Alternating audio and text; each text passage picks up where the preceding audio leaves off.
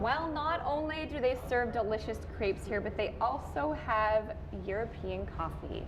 And joined now by Gord Pike, who's the owner here at Mill Street Crepe in Almonte. Now, Gord, tell us about this delicious coffee you've made me here this morning. You've imported this machine from Italy. Imported this, the Rancilio machine from Italy, and makes wonderful coffee, makes tea, makes hot chocolate, makes a number of different things, and the Equator Coffee at the edge of town makes the beans. So we're very fortunate to have fresh coffee, beans virtually every day. So it's wonderful. It makes nice fresh coffee, and it's kind of about the atmosphere here at the crepe shop. You really kind of feel like you are in some small little European town. Yes, that was the effect that we wanted.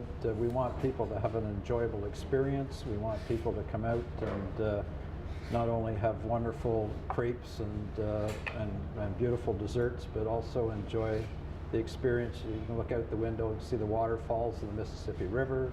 There's 7 wonderful stores that are located in Heritage Court where the restaurant is, and also a number of stores up the street. So. And talk about this building, because it wasn't always as it is now. You kind of took it over from what it was and built it to what it is today. Yes, this building, I've owned it for nearly 40 years, and it's been you know, a work of growth as we've developed it over the years. And the adjoining building actually was an ice house. Okay. Many years ago, and you can still see the cleats in the building and the ice house door, and that was really before they had electricity. They had storage of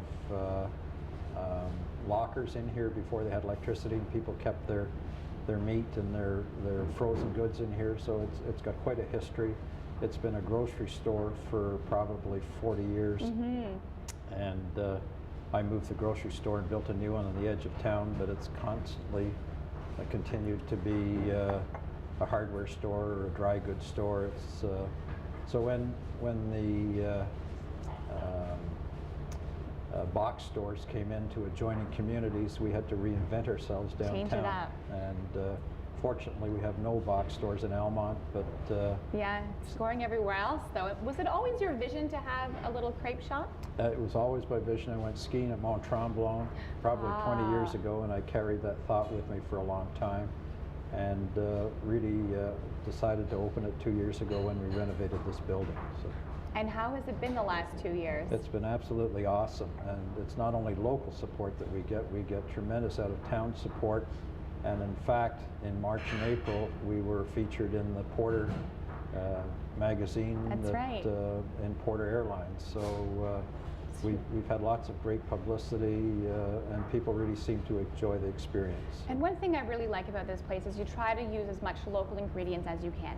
Yes, we do. We have a local meat market. We use their meat. Fulton's Pancake House, which is very well known in the area, we try to use their maple syrup, or we do use their maple syrup. Equator Coffee, so we do as much local as we can and as much fresh as we can. And it's absolutely amazing coffee. I'm so excited to drink this entire cup. I'm going to be on a caffeine high, I think, when we leave here. But when we come back, I'm actually going to hit the kitchen. Your chef is back there, Teo, cooking up some crepes. So he's going to show me, you know, how it operates back there, and hopefully I'll get to make a delicious crepe of my own. Stay with us. Lots more to come here on CTV Morning Live.